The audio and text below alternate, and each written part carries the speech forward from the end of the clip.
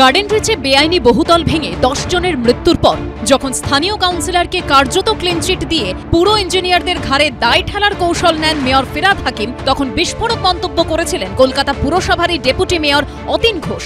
Police councillor কেউ দেখলো না, কাউন্সিলর না, দেখার কথা বিল্ডিং ডিপার্টমেন্টের। দেখুন, আমি এই চেয়ারে বসে আছি, তো আমার সামনে যদি কোনো ঘটনা ঘটে, আমার এইগুলোকে নিয়ন্ত্রণ করার দায়িত্ব, তো আমি এটাকে অস্বীকার করতে পারি, নৈতিক দায়টা অস্বীকার করতে পারি না।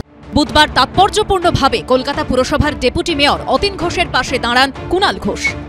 শুধু তিনি ডেপুটি মেয়র নন, অতীন ঘোষ দীর্ঘদিনের রাজনীতিবিদ, তৃণমূল কংগ্রেসের পুরনো দিনের সৈনিক এবং একজন অত্যন্ত দক্ষ কাউন্সিলর। দীর্ঘদিন ধরে অতি অল্প বয়স থেকে একজন অভিজ্ঞ, পুরসভার কাজে অভিজ্ঞ একজন তিনি কাউন্সিলর, এখন ডেপুটি মেয়র, এমআইসি ছিলেন, এখন ডেপুটি মেয়র। ফলে তিনি যদি তার অভিজ্ঞতা থেকে কোনো কথা বলেন, আমি নিশ্চয়ই তার কোনো বিরোধিতা করতে যাব না।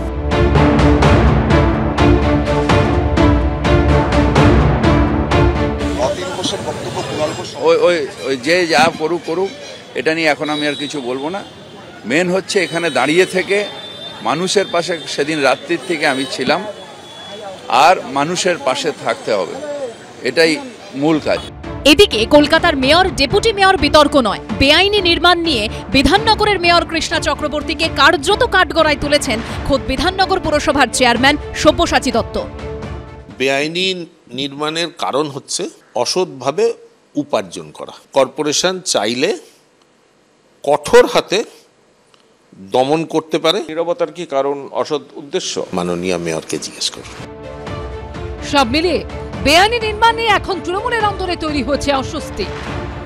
সঞ্জয় মিত্র রিপোর্ট, এবিপি আনন্দ, কলকাতা।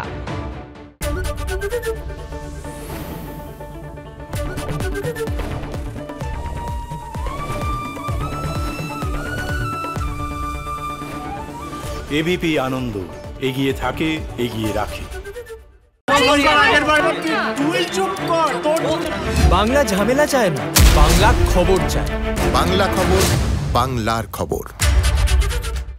সত্য অন্তহীন, সত্যের খোঁজও তাই, সত্য সন্ধানে তাই আমরা অক্লান্ত, অকুতভয়। এবিপি আনন্দ নতুন ভাবনার প্রতীক, যা মনে মুক্ত, তথ্যে যুক্ত এবং যাবতীয় সীমানার বাঁধন থেকে মুক্ত।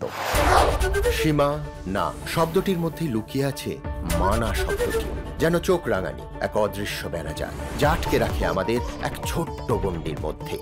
একমাত্র সঠিক খবরই গড়ে তুলবে এক মুক্ত সমাজ। সেই জগৎ গড়ার লক্ষ্যে কোনো সীমানার ঠুকুটি আমরা মানব না। এবিপি আনন্দ, এগিয়ে থাকে, এগিয়ে রাখে।